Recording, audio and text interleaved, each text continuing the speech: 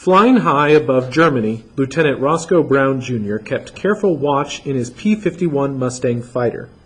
It was March 25, 1945, the final year of World War II, and Lieutenant Brown was leading a group of Mustangs from the 332nd Fighter Group. The fighter pilots were protecting 200 American bombers. The target for the day was a tank factory in Germany's capital city, Berlin. Lieutenant Brown's job was to keep the American bombers safe from enemy planes. As the bombers closed in on the target, Brown looked around for any signs of enemy fighters. Suddenly, he saw a large group of planes coming in fast from ahead and above. The Germans had sent Messerschmitt 262 jet fighters up to defend their capital. These were the most advanced fighter planes in the world. They were fast and heavily armed, and they were flown by some of Germany's best pilots.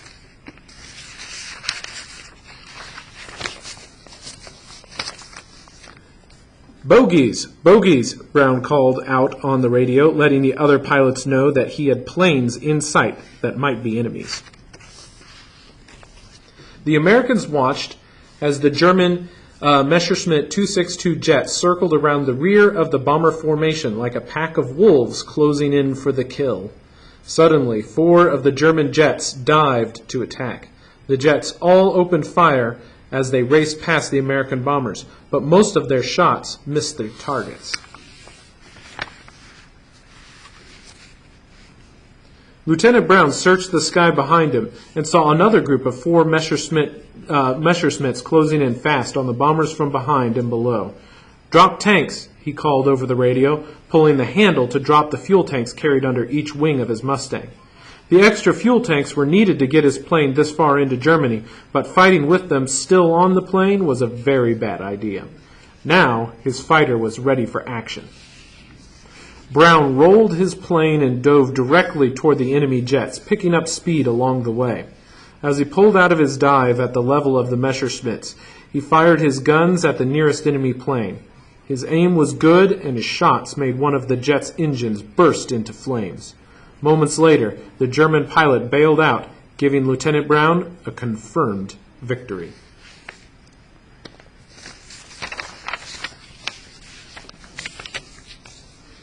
In the same fight, 2 other American pilots from the 332nd Fighter Group also shot down Messerschmitts.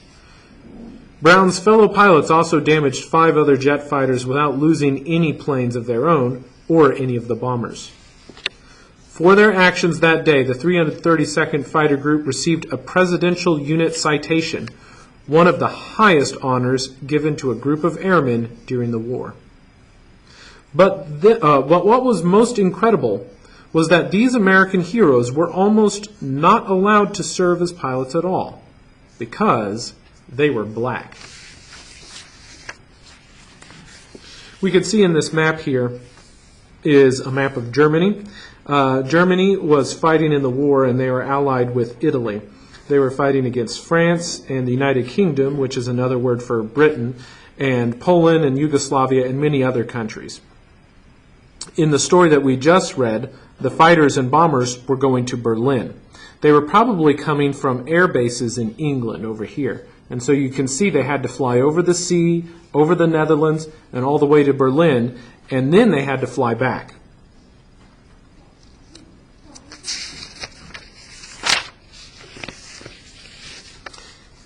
The Tuskegee Experiment. During the 1930s, African Americans lived under unfair laws in many southern states that kept them segregated or kept apart from whites. Those laws said that African Americans had to attend different schools, eat in separate restaurants, and use separate drinking fountains and public restrooms because of the color of their skin. The military was also segregated. Black soldiers lived and trained in units that were kept separate from other races and were always under the command of white officers. The Army Air Corps refused to train any black pilots at all. In the late 1930s, many U.S. leaders saw that the country was heading toward war in Europe against Nazi Germany and its allies. As the U.S. Army Air Corps began to get ready for the war, they saw that they didn't have enough pilots. Leaders in the black community thought they knew an answer to this problem. They asked the government to let African Americans train as pilots, but some leaders in the military were against doing that. They believed that African Americans could never be good combat pilots. In 1941, the U.S. Congress finally forced the Army Air Corps to create an all-black flying unit. This unit would be an experiment to test whether black pilots could do their jobs as well as white pilots. Some people wanted the black pilots to succeed, but many people, both inside and outside the military, wanted them to fail.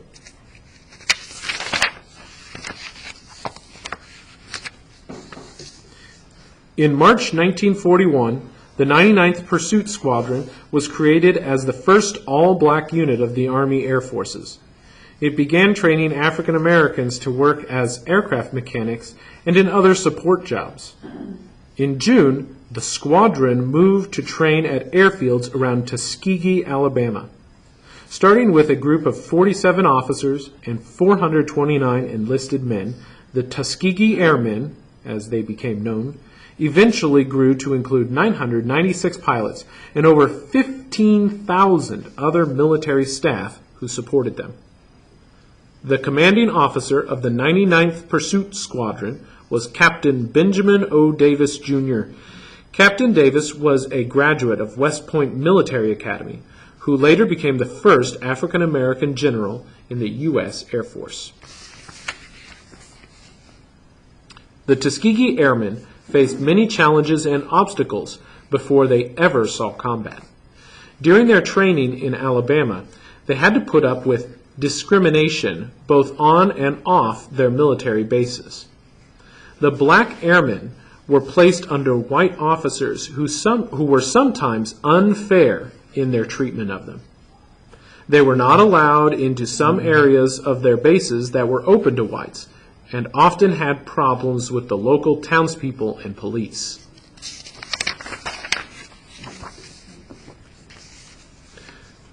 This unfair treatment upset the Tuskegee Airmen, but Captain Davis told them that the best way to respond was to show that they could fly and fight as well as, or better than, any white unit.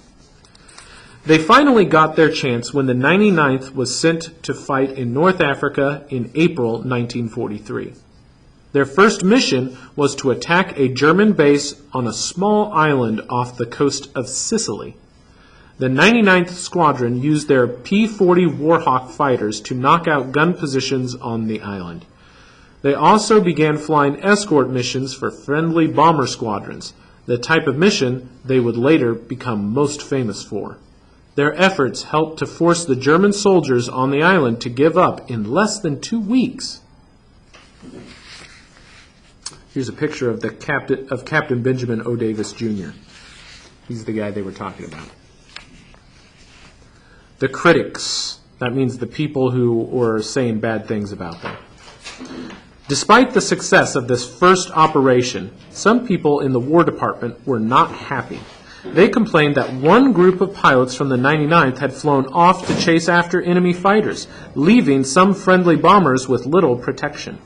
They also complained that the 99th hadn't shot down any enemy planes during their missions. Several white senior officers in the Army Air Forces said that the 99th should be pulled from combat operations. That means they shouldn't be able to fight anymore. General George Marshall, the Army Chief of Staff, was not about to give up the experiment so easily. He ordered an official review to study how the 99th had done, but he also decided to let the squadron keep fighting.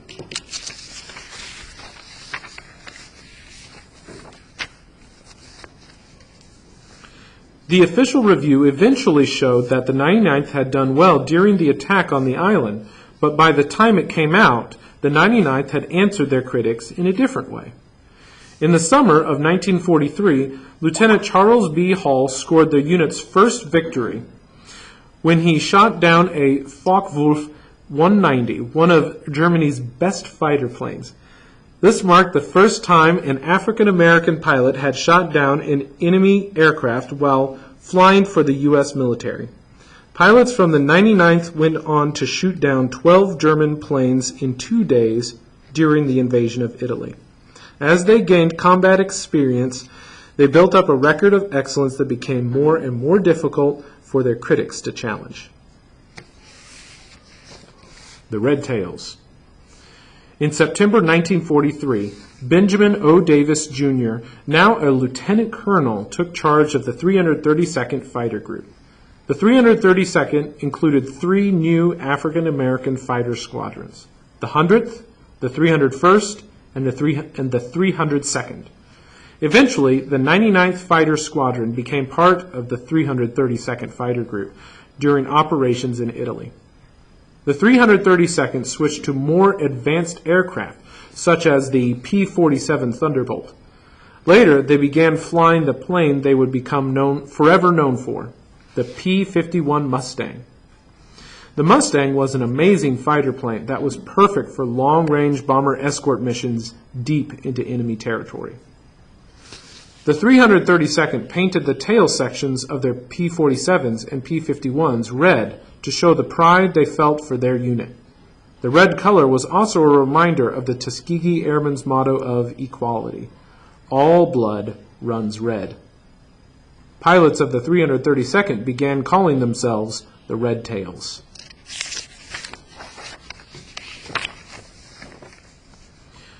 The red tails on the aircraft made them easy to identify by friends and enemies alike. When friendly bomber crews saw how good the pilots of the red-tailed planes were at their jobs, they began calling them the red-tailed angels. Most of the American bomber crews had no idea that pilots from the 332nd were black. One of them even called it the Army's best-kept secret of the war. The German pilots, who learned to fear the fighting skills of the pilots of the red-tailed Mustangs, called them the Blackbird Men. In the final years of the war, the 332nd flew 200 bomber escort missions while losing less than 25 bombers in total to enemy aircraft. This was an incredibly low number of losses. Other fighter escort groups sometimes lost that many bombers to enemy fighters during a single mission.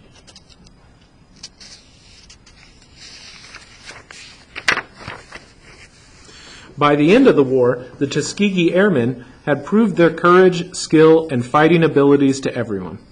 They had destroyed 112 enemy aircraft in the air and another 150 on the ground, as well as damaging hundreds more. They also destroyed more than 950 railroad cars, trucks, and other vehicles, and received hundreds of medals for their achievements. Just as importantly, they won the respect and gratitude of the white bomber crews whom they protected on mission after mission. These results came with a price. The Tuskegee Airmen lost 66 pilots to enemy attacks and accidents and had 32 pilots captured.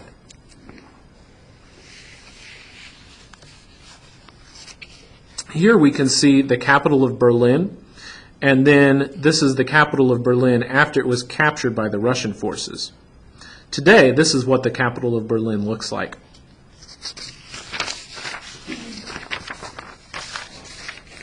Returning home.